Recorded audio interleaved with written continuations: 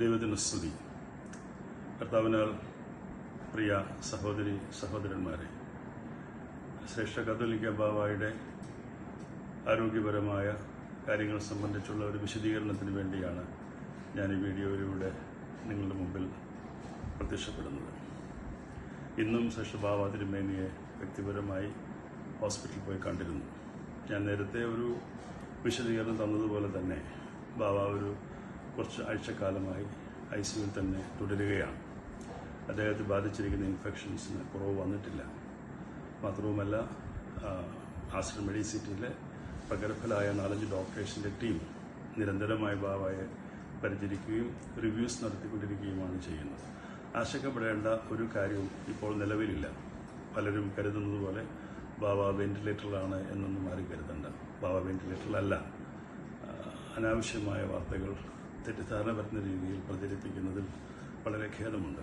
ഈ സന്ദർഭത്തിൽ 96 വയസ്സിലേക്ക് പ്രവേശിക്കുന്ന ശ്രേഷ്ഠ ബാവ തിരുമേനിയെ കരുതി പ്രാർത്ഥിക്കാൻ മനസ്സ് വയ്ക്കുന്നതിന് പകരമായി അദ്ദേഹത്തെക്കുറിച്ചും അദ്ദേഹത്തെ പരിചരിക്കുന്നവരെക്കുറിച്ചും സഭയെക്കുറിച്ചുമൊക്കെ അപവാദ പ്രചരണങ്ങൾ നടത്തുന്ന പ്രവണത വളരെ ദുഃഖകരമാണ്.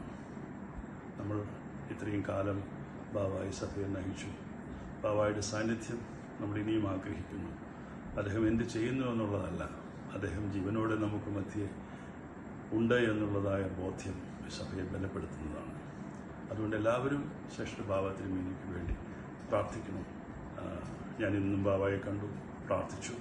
അദ്ദേഹവുമായിട്ട് സംസാരിക്കുന്നതിന് ബുദ്ധിമുട്ടൊക്കെ ഉണ്ടെങ്കിലും എൻ്റെ പ്രസൻസ് ശ്രേഷ്ഠ ബാവ തിരുമേനിക്ക് ബോധ്യപ്പെട്ടു.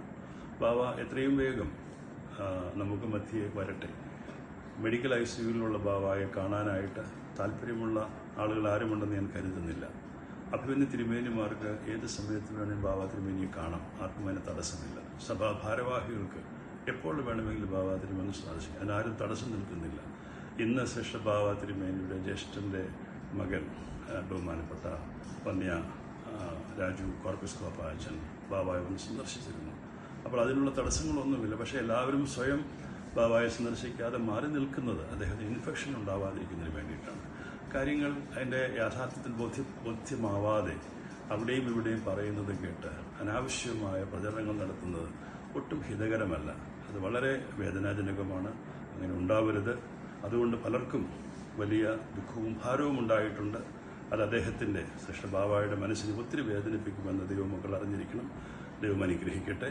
ഇത്രയും പറയേണ്ടി വന്നത് അങ്ങനെയുള്ള പ്രത്യേക സാഹചര്യം ചിലരായിട്ട് ഉണ്ടാക്കിയത് കൊണ്ടാണ് എന്നുകൂടി ഈ സമയത്ത് ഓർമ്മപ്പെടുത്തട്ടെ. നമുക്ക് പ്രാർത്ഥിക്കാം. ദൈവം ഈ സഭയെ കൈവിടുകയില്ല. ദൈവത്തിന് സ്തുതി.